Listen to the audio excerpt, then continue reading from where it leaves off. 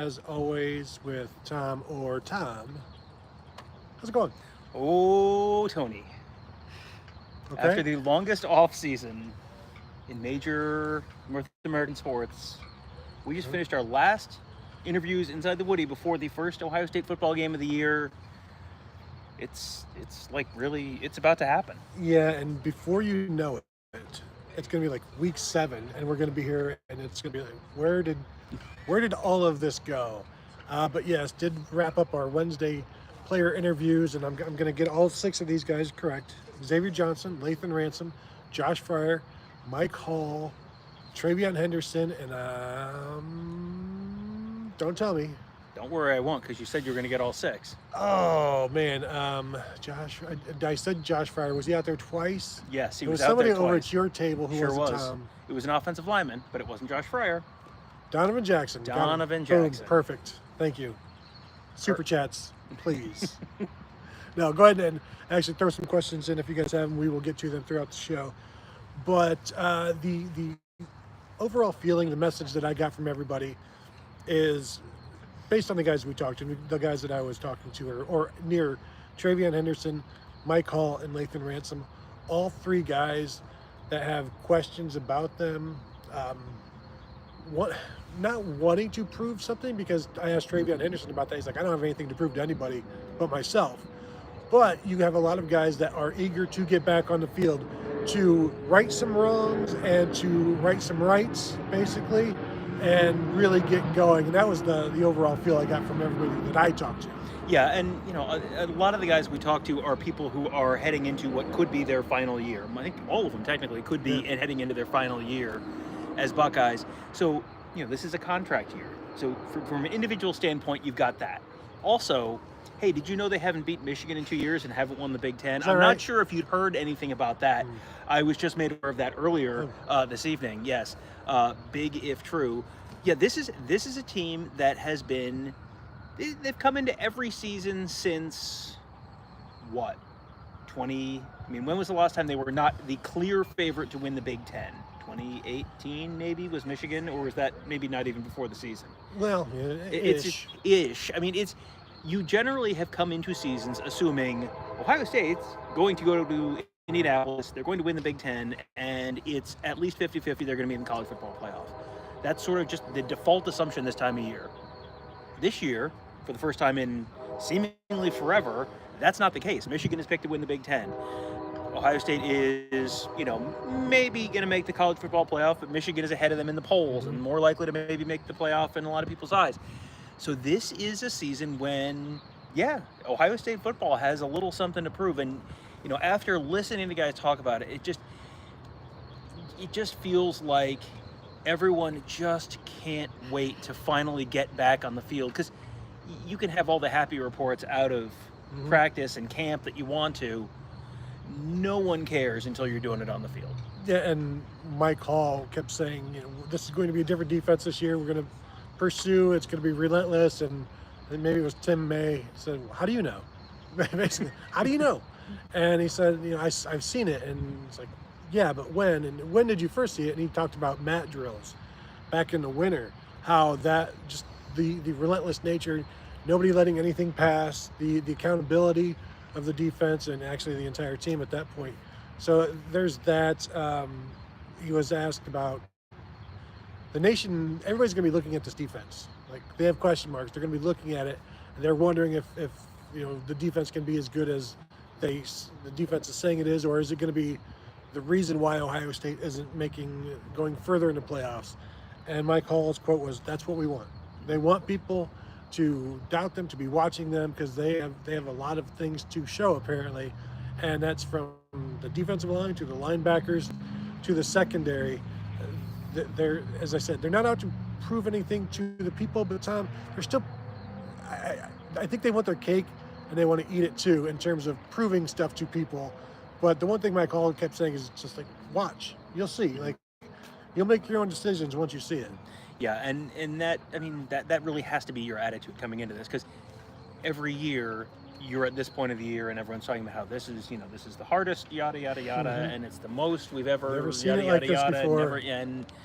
and then you're out on the field and sometimes it looks like that, and sometimes it doesn't. And so, yeah, and I think just watch is the right attitude right now, because talk is cheap, and you get the sense, you know, we've talked about this before, but you know, we've been around this team enough that you can kind of tell when it's sort of generic happy talk and when there's like, this specific dude is ready to.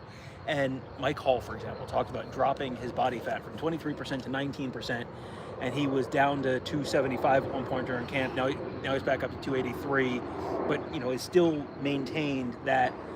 And that's just a quickness thing. Like, he just wants to be quicker. And he talked about a bunch of different guys. I was with Josh Fryer, and Josh Fryer talked about Kenyatta Jackson. He talked about the defensive ends, going up against the defensive ends, and he said JT Tuimoloau, Jack Sawyer, and Kenyatta Jackson, and what a challenge it is. And it's like, boy, you keep hearing these certain names, and it's like, okay. And then Kenyatta Jackson came up and was like listening to him talk later. I was assuming waiting to see if he got a shout out, and he did not while he was standing there, but he had earlier. Super chat from Glasswing Butterfly. Gonna get the money train started, get some extra ketchup, Tony, live it up. Thank you, Glasswing Butterfly. Valued Buckeye Huddle member. Extra ketchup is always great. I mean, extra at this point, you know, because we are so well stocked, so we do appreciate that. And always. we have we're starting to get some questions in there in the queue. We will get to those in a little bit once we get through the rest of this. If you are watching live, hit that thumbs up for us. That will help other folks find these shows as we do it. And if you are I saw someone earlier saying that they had missed the start of the show, make sure you are subscribed to our YouTube channel and hit the bell, because we are going to be doing this will not be the last live show we do this week. So you're going to want to make sure you are a part of all of those, because we tend to do a lot of them this time of year. So nothing else to do. Yeah, nothing else going on. Yeah, might as well do a bunch of podcasts and YouTubes. Talking to some of the offensive linemen, I think it was Donovan Jackson, but I'm getting the sense this is probably it was either Donovan Jackson or Josh Fryer, but this is probably a fairly universal sentiment around here at this point. Essentially, man, I'm looking forward to hitting someone who isn't, like, I think it was Donovan Jackson. He talked about going up against, Tyleik Williams. Like, I'm so looking forward to hitting someone other than Tyleik Williams, which, if you have seen Tyleik Williams, yes, I'm sure that is probably true. But this is the time of year when everyone is just so excited to finally get out there. Finally, you've been working all year. I mean, think back to January when you start seeing the off-season workout videos and mat drills and all the lifting they do, and then spring practice, and then they're going all the way through summer, and then you're going through fall camp, and it's just, all of it is just such a grind, and the grind pays off on 12 to 15 Saturdays every year, and they're finally here after all that time. They haven't been on the field in a meaningful game since the Peach Bowl. That is a long time ago, and there's been a lot of stuff that's happened between then and now. So yeah, I think everyone is just so excited to finally be out there. Well, and we're talking to guys who were banged up last year. Mike Hall, obviously, he was frustrated by what happened last year, and everybody's very excited about what he could be fully healthy. Travion Henderson had to shut it down in November, and I asked him how much he's been looking forward to this day since then, and it's obviously been on his mind quite a bit, and that's when I asked him, do you feel like you have to prove anything to people? And he said, I don't have to prove anything to anybody. All right, super chat from Mike Farino. Over under on 10.5 snaps for Carnell Tate on Saturday. I think the question is more, they're favored by 30 whatever points, 31 29 points, and a half 29 and a half, okay, 29 and a half points. If it gets close to that, you're assuming you're probably seeing a bunch in the second half. We're assuming he's in that top 5, top 6, so he's going to be one of those guys, and he's probably getting a few in the first half. I'm not assuming a ton, but you might get a couple in the first half. I'm going to go over 10 and a half snaps for Carnell Tate. Yeah, I'm with you there. You think maybe 2 or 3 in the first half, and then a drive, at least one drive in the second half. So I would go over, but I also I want to be careful about not going too over with Carnell Tate right now. Yes. Based on the fact that they have a bunch of receivers. And when Ryan Day said we've got 5 or 6, and we talked about it the other day, is Carnell Tate the 5 or the 6? I think that will also play in there. Super chat from contributor to Dallin Hayden. over under 5.5 touches per game. So that would be regular season. That would be 50. No, hang on. I can do I'll let this. you do it. 66 There you go. touches Good job. per. Good job. I'm proud of you. 66 touches for Dallin Hayden. Shoes are still on. I Good mean, job. he's. I need to borrow a couple other people's feet to do that one. No, you have freakish numbers of toes. He is the Antonio Alfonseca of the Ohio State beat. People are calling me this all the time. He is someone who is right now, it sounds like, 4th in the pecking order. Trevion Henderson 1, Mayan Williams 2, Chip Trainum 3, Dallin Hayden 4. I mean, the fourth running back, if he is the 4th running back and everyone stays healthy, 4th running back, I feel like that guy doesn't typically get that many touches, but the 4th running back is not typically as good as Dallin Hayden. So I guess I technically have to go under, but it feels like if anyone gets hurt, then that's probably immediately over. And last year he had 100 rushes and probably around 8 to 12 catches. I don't know. So you're talking not quite half of that, but I did ask Tony Alford back in the spring, like, have you talked to Dallin Hayden about the fact that he's not going to get 100 touches this year? So I'm under on that, and yeah, I think he may be the best 4th string running back in the nation, but you've also got Evan Pryor back there that they want to get touches, so like, it's not just going to be Dallin Hayden in the 4th quarter of a 35-point game. It's going to be Dallin Hayden for like the first series or two, and then you're going to want to maybe get Evan Pryor some touches in there as well. So there'll be some 4th quarter vulturing going on, but I would go under as well. And if it stays under, then honestly, I apologize to all the Dallin Hayden fans and to his family. If it stays under 5.5, that's good for Ohio State. Yeah, not that he can't handle more. Right. Yeah. But it requires some circumstances to happen. And if he goes over that, that's not necessarily bad for Right. Ohio State, because he showed against Maryland last year. If he has to be the main running back, don't worry, he can carry the mail. But if you've got a Trevion Henderson ahead of him and Trevion Henderson is healthy, the best case scenario for Ohio State probably involves Trevion Henderson being healthy.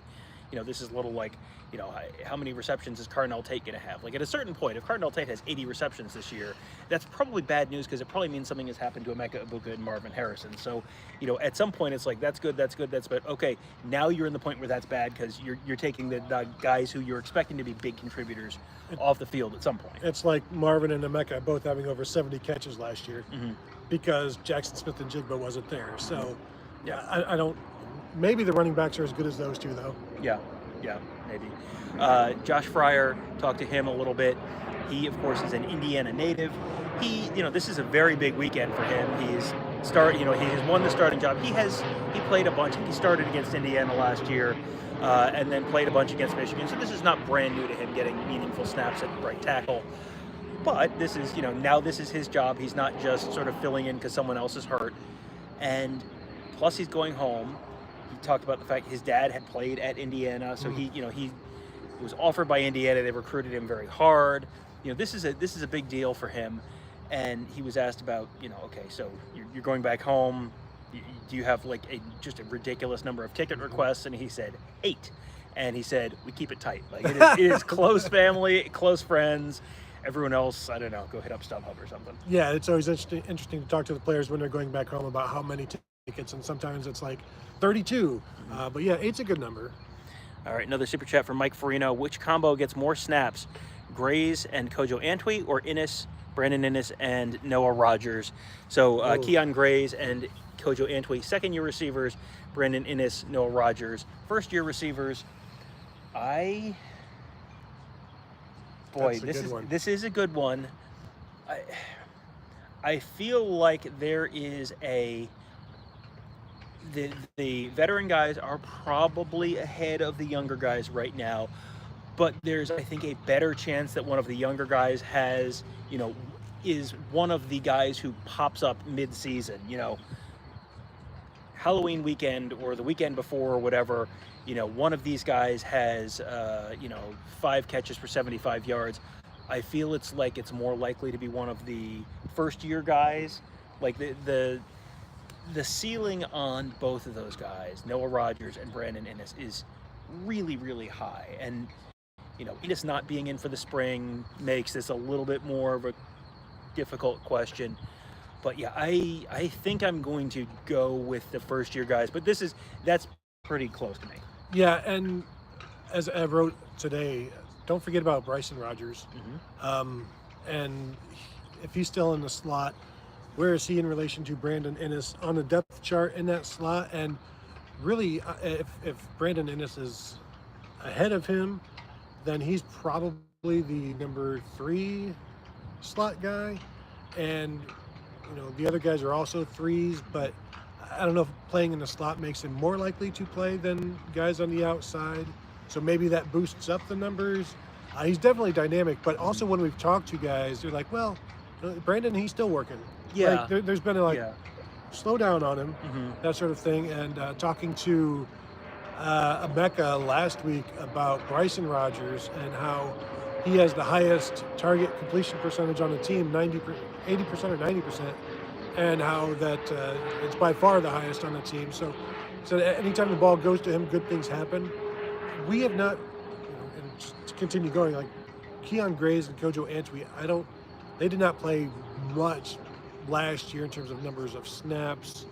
They may have only played 5 or 6 total, honestly, together. So this is kind of a game where if they've already been passed, that's going to be a tough pill to swallow for them. They'll have to keep working. But my initial thought is go with the veterans, but I think it's going to be close.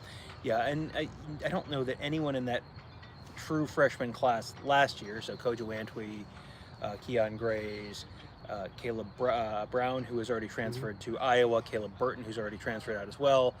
I don't know that any of those guys had more than like 2 catches last year. So, you would expect a little bit of progression there and more snaps and more action and more touches in year 2, but the wide receiver room is just the way Brian Hartline stacks talent. It's like the Lucy and the Chocolate Factory, the conveyor belt, topical reference, very timely. They just keep coming. It's just 5-star, 5-star, 5-star, 5-star, and they just keep coming. And the conveyor belt. I was thinking Willy Wonka. No, I was very Lucy. Lucille Ball. Lucille Ball. Yes. Lucy Arnaz. Yes. Yes. They just keep very coming. Topical. They and timely. yeah, exactly. Black and white. Yeah. Yeah. Perfect. Good job. They just keep coming, and it's just, if you are not ready to go at the start of year 2, there are young guys. They have shown they are willing to play the young guys if the young guys are ready, and the young guys do seem to get ready pretty quickly. I do want to step out of frame just a minute. If you're watching on YouTube, it is just an absolutely gorgeous night here at the Woody. The practice field is there right behind us. Just want to let you see that the sun is setting. It is nice. And it's also about 70 degrees and just absolutely 68. Oh, nice. Almost. Nice-ish. It is just an absolutely perfect night. Gonna be a little warmer than this apparently in Bloomington on Saturday. I'm going to just start hydrating now. You will be up in the nice air-conditioned press box, but and the good news is it won't be a noon kick, so the sun will be a little bit down on the other side of us. So I'm always looking happy when forward it's to not it. noon. Yeah. You said it. Yeah. I agreed. All I did was agree. I nodded emphatically. Yes. It is. I just get the impression talking to these guys that it's like almost a relief to be back out there and have an actual game coming up, because I can't imagine, they always talk about shutting out the outside noise, and they have the man in the arena posted in the team room. So I think the message is like, hey, shut out the outside noise. You just worry about what's happening inside the building. And that's great. But also, you live in Columbus, Ohio. Like, it's impossible to escape. Everyone has an opinion. Everyone wants to let you know their opinion. I'm sure that if you were a football player, hey, did you know you've lost to Michigan 2 years in a row? Hey, did you know you haven't won the Big Ten since 2021 or 2020? That's the opportunity to get out there again. I think it's got to just almost be a relief for them. Yeah, 100%. Talking to Travion Henderson, and somebody asked him, so did you see grief? Did you receive some grief last year online? Social media is like, well, I block all of that stuff out, but some of it did find me in my For You page. And I'm like, boy, these algorithms are like dark, like these are things I like. And oh, by the way, also you suck, that sort of thing. And, the algorithms, just tweak them a little bit. But yeah, everybody's ready to go. Talking to Lathan Ransom about just the secondary. And I said, how much more confidence do you have in the secondary compared to past secondaries? It's a very leading question. You got to try to figure out how to answer these. But obviously, the corners, feeling great about those. Feels great about himself. He said this is the first time he's really had an off season where he could work out and just get ready for the season rather than rehabbing before the season. So I think everybody obviously remembers that Georgia game. He remembers it even more.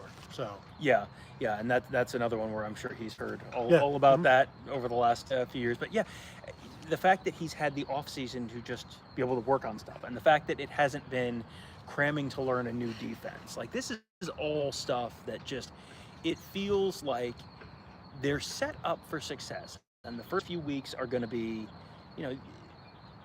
they should do well. They should beat Indiana. At what point on Saturday is Indiana's point total like, oh, this is a little bit concerning? You're going to give up a touchdown or something. 10 points is probably fine. If they give up 24 to Indiana, especially if it's not just 24 points in the fourth quarter against a third string, 24 points is like, okay, that's probably concerning. Like, where is the line for you in terms of, this is, if all I tell you is the point total, what's the line where it's like, this is a little bit of a red flag? No, my first thought was 24 points in the third quarter. That's where it's like, that's not good. It's, 17 at the half is not ideal, but we've seen how many times have we seen the second half, the halftime adjustments? Because remember, this is the first time they're seeing anything from Indiana, so there are going to be things that they have not seen, and so they're going to have to deal with that. And there's going to be, Indiana has been preparing for this defense for 6 months. Like just adding things here and there, scouting and doing many different things so that they can find ways to try to attack this defense. So I won't be surprised if some of that hits, but then you clean it up at halftime. And if it's like 24-17 at the half, but it ends up being 45-17, I think you're fine. But if it's 28-24 in the third quarter, it is a concern. But again, it's the first game.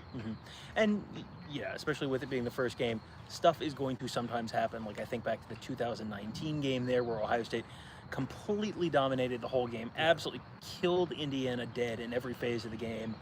But the Hoosiers ran, I don't remember, it was a flea flicker or some kind of a reverse pass or something, and had just a long touchdown pass. And it was like, that was the only play they made all game, but it was a touchdown, so they lost a shutout. And yeah, I mean, like it's week one, pump the brakes a little bit. The quarterbacks are going to probably, prediction, both quarterbacks throw at least one incompletion. The defense gives up at least one first down.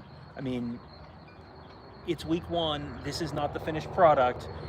You're going to, you improve the most between week one and week two, yada, yada, yada. You'll hear that more from us, I'm sure, in the next few days. But, I think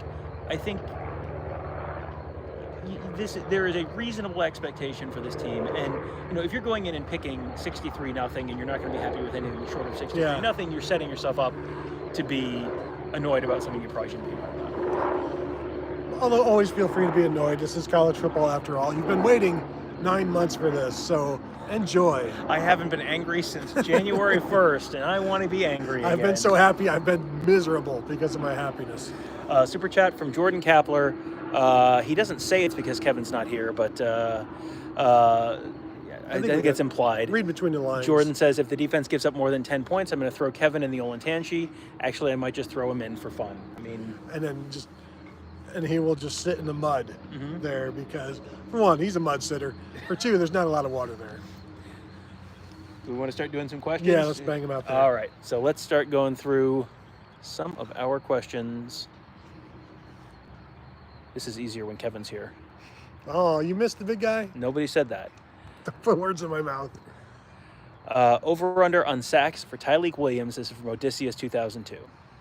I'll set the over-under at 2.5, Tom. What are you taking?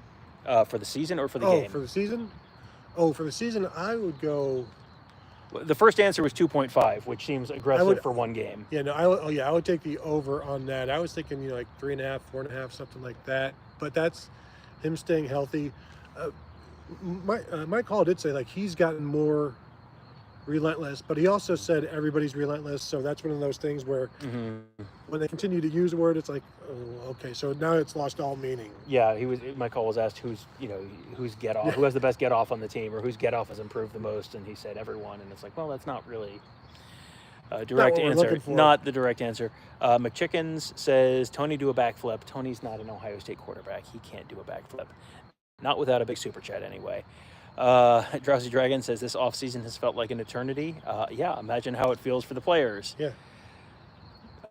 Drowsy Dragon, I can't believe Hayden is 4th on the depth chart. I mean, this is a good team. I mean, this is a team that is loaded at... I take that as a commentary on Chip Trainum and what he's done and how they feel about him. Odysseus wants to know, better field goal kicker, Tom, Tony, or Kevin? Even when I was in my field goal kicking days, I could not get the ball off the ground with any consistency. But you're from like the East Coast, so you probably grew up playing soccer. No offense. That's the worst thing you've ever said about me. Yeah, but I said no offense. Yeah, I don't know. Generally, I feel like I would bet on myself in most of these athletic things. I am not a particularly proficient field goal kicker. That might be a great, we get $1,000 worth of super chats on a live show at some point, and we go do a field goal kickoff. No, it would be fun if we just have Kevin hold for it and we just keep kicking it. Or, alternately, we hold for Kevin and keep Lucying the football away. I think that's even better. Wingman Ted, over under 0.5 for number of years, James Laurinaitis remains a non-full-time coach. He's going to be the full-time coach. He's not going to be a full-time coach this season. That's not going to be October 15th, suddenly he's a full-time coach. So, I think end of this season is when I'm expecting that move to probably set the happen. over-under at 4.5 months. Yeah. Let's see. Hi, Sue. Thank you for joining us. Hello, Sue. Yeah, William McMillan says it's Ohio State. 2 or 3 backs will miss 2 or 4 games. Everyone in the room is needed. And that's, I think, what you've seen. I mean, what's the old John Cooper line? What do you need? 2 spares and a pup. Everybody wants to gamble with my chips? Pair and a spare, Tony. Pair and a spare, yes. Drowsy Dragon, will this be a lost year for C.J. Hicks?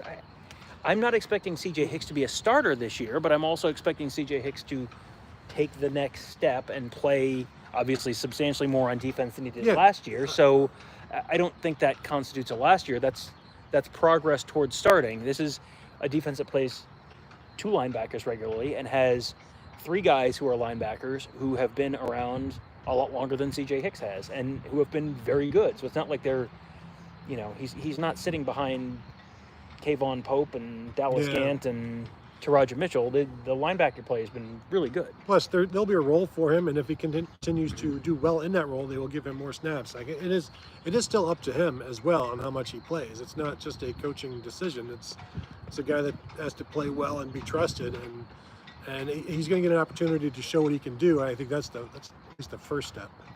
Brian Laguerre says, Indiana 24-20, Henderson benched after repeatedly being tackled by the wind. Boy, if you really believe that, sports betting is legal now in the state of Ohio. You could probably, if you can parlay those 2 things, boy, you could probably get a pretty good number. Just take a whole bunch of unders and see how that goes for you. Yeah, I don't know how many unders I'd be betting against the Ohio State offense this season. William McMillan says, will Lincoln Keenhall see playing time in the games prior to Notre Dame? Youngstown State. I would assume you're going to see pretty much everyone in the Youngstown State game. Yeah. Glasswing Butterfly, appreciating my Lucille Ball episode, my Lucille Ball reference. Thank you. Jeremiah Yoder says, will you all be in Bloomington this Saturday at 3:30? Yes, in fact, we will. Yes. We'll be there before then as well. Yes, we will be there early. That's going to be a early morning for us. We're driving over on Saturday, but yes, we will be there. And so please stay off of I-70. Yeah, and if you are a state trooper, an escort would be appreciated. So I thought you were going to give him Kevin's license plate number. Brian DeGroff says, okay, new clock rules, over under 65 plays for the Ohio State offense. That's good. The average this past week was 63, but as I've said, that involved a game with Navy in it. So I wonder what the number is if you take out the Navy Notre Dame game. Maybe that's something I'll go look at, because that doesn't affect just Navy; it affects Notre Dame. So that's one of the 7 games. I think I'm going to go over, but Indiana is also going to try to shorten this game. I'll go over. Yeah, probably over. Probably there's not a week 2 game that they're trying to just get out and be. They're not playing Notre Dame week 2 where it's a get in, get out, get it over with. Plus, Ohio State's going to run the ball and only average 3 yards a carry, so there's going to be a bunch of plays there, Tom. How does the cloud of dust fit in? Brian Laguerre says, does Day sound like Mickey or Minnie during pregame? Well, probably more like Mickey, but not like either of them. Like if it's an either or, it's a multiple choice. Probably going to go A. Dalton Moore says, do you think we see C.J. Hicks in the jack role on Saturday? Yes. Yeah. That's the plan, him and Mitchell Melton, and we'll see how long and how much.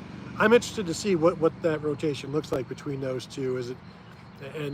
Does it become more and more C.J. Hicks as the season goes on? But again, that's up to C.J. Hicks. But the plan is still to get those two in there.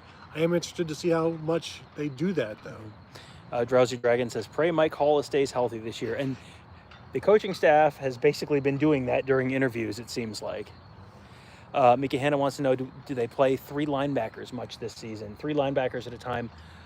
It feels like the answer is, I have a follow-up question, and that is, are you counting Sonny Styles as a linebacker when they're putting Jordan Hancock in as the nickel? Because honestly, if the only time they would necessarily need to put Cody Simon in for Sonny Styles would be like if they want to go to a goal line or short yardage, because anything that a Sam can do, Sonny can do. But Cody Simon has also been practicing at Sam during camp and during fall practice. Just looking at some of the score predictions here, 45-14, 67-17, 52-9, 52-3, 56-14. No one's saying who wins, so I'm not sure who That's how you just hedge your bets, I didn't say I said Ohio State. Odysseus says the Guerreri factor worries me a bit, and the Guerreri factor is Matt Guerreri, who has been a longtime assistant under Jim Knowles. He was at Duke. I think he was at Oklahoma State, I believe, as well. He was at Ohio State last year as was he a QC guy? Or they hired, was that when they brought in Walton or? No, last year was his first year at Ohio State. Before that, he was the co-DC at Duke and left that to come here and then turned that into... And then now is the DC at Indiana. So, the question there is, he just spent a year going up against the Ryan Day offense in practice every day. And he obviously knows Jim Knowles' defense very well. If the talent was closer between these two teams, I think that would be a lot more of a concern.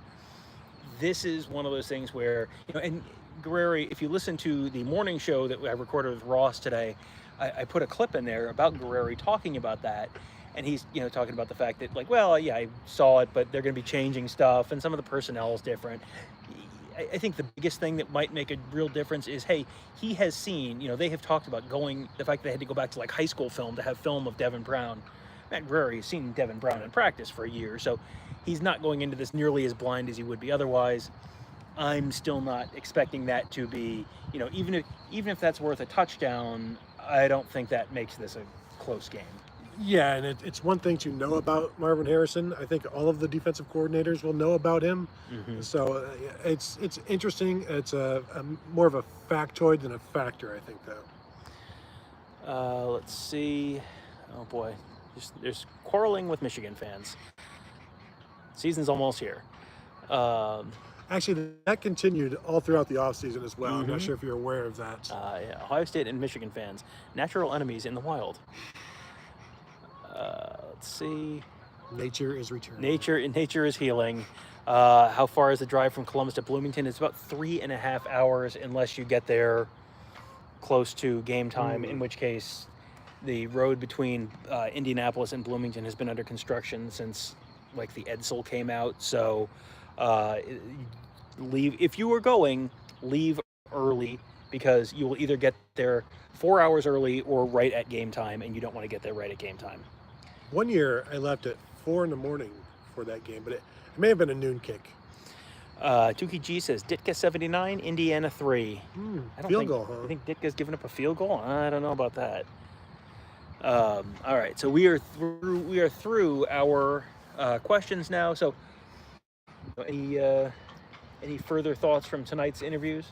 No, just this is the time of year where everybody's just ready to be done with practice, and so the hesitation of the first game in terms of like the feeling out period, it's interesting to see that married with the fact that everybody just wants to get out there and hit, and some of them want to be hit.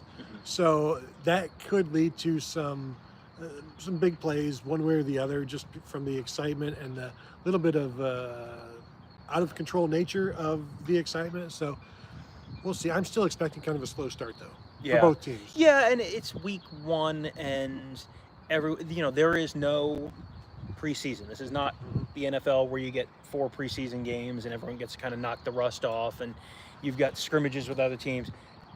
They've been practicing by themselves. The amount of contact during those practices, they're limiting a little bit to keep guys healthy. It's going to look a little rough. What they look like in quarter 1 of game 1 is not what they're going to look like in week 6, week 10. You got to be a little bit patient.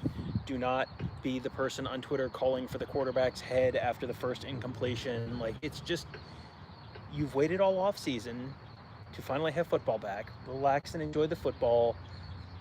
They're going to beat Indiana. They'll beat Indiana by, if everything goes terribly, they'll beat Indiana by 2 touchdowns. And if everything goes better, they'll beat Indiana by 4 touchdowns or 5 touchdowns. And it'll be fine, and football will be back, and it's fine.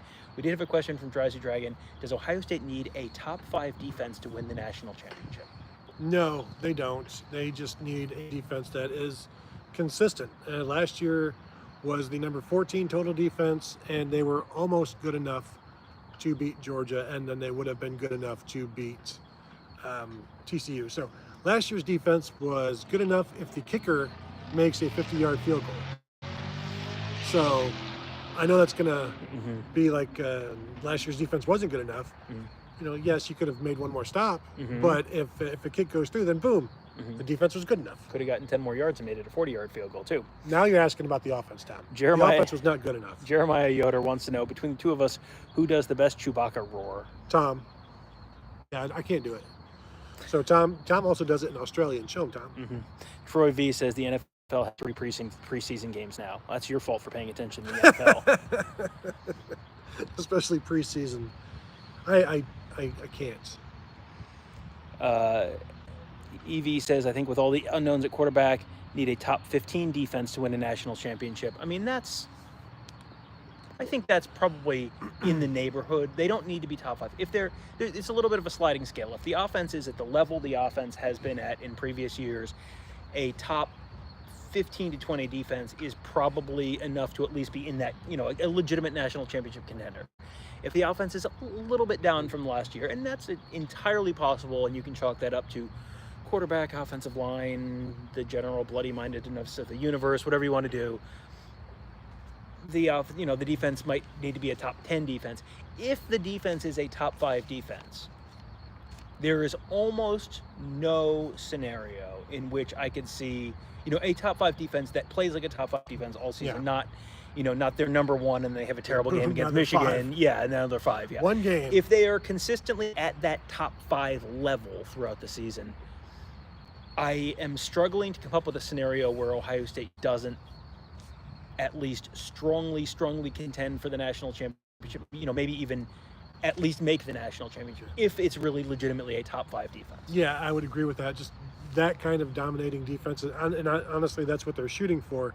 I would say even if they're like 15 to 20 in terms of total defense, but top 5 red zone defense, I think you can go ahead and give up some yards, keep teams out of the end zone, and you'll be surprised at how many close games you might win. I love our comment sections on these live shows. Wingman Ted wants to know when we will make a final score prediction. I just wrote mine up and sent it to So did I. Mark for posting on the site, that site being BuckeyeHuddle.com. Sign up today. We're we were just trying to go through and remember what our weekly, we go through the weekly routine every year during the season. And then as soon as the season's over, we just kind of go, oh, and then we all exhale, and then we forget about it, and then we get to this time of year and we go, what did we used to do on Thursdays? It's like studying for a final. You cram it, you learn it, and then boom, you don't need that stuff anymore. I feel like we've got a bold prediction show coming up on Thursday. We should have a game preview episode of Buckeye Weekly on Friday. So that's when we usually do our score predictions. That'll be the Buckeye Weekly episode on Friday. We will probably have, we're definitely going to have, there was a question about when we'll do more live shows. We will definitely have a live post-game show on Saturday. We may do a live something or other at some point. It's this is why you have to be subscribed to our YouTube channel, hit the bell so you get notified when we go live, because it's possible we will do something before the game on Saturday that's going to be a little bit contingent on travel, that's going to be a little bit contingent on whatever the internet connection is like at the stadium, around the stadium, whatever. Make sure you are subscribed to our YouTube channel, youtube.com/Buckeye Huddle. Yeah. So that will do it, I think, right, Tom? Are we defeated? Have we been? I think we've hit them. Okay. Hit most well, of them. let's just hurry up before anybody else throws in a super chat, and then we have to answer that question. But we do want to thank you again. We'll invite you over to BuckeyeHuddle.com. Come check that out. Say hello to us there. Of course, you already know that we're on YouTube at youtube.com/Buckeye Huddle. We're also at facebook.com/Buckeye Huddle. Thank you guys for the questions. Thank you for tuning in on I would say a random Wednesday, but now it's going to become a weekly Wednesday, essentially, all but the open week. So thank you for tuning in, and we will talk to you guys later.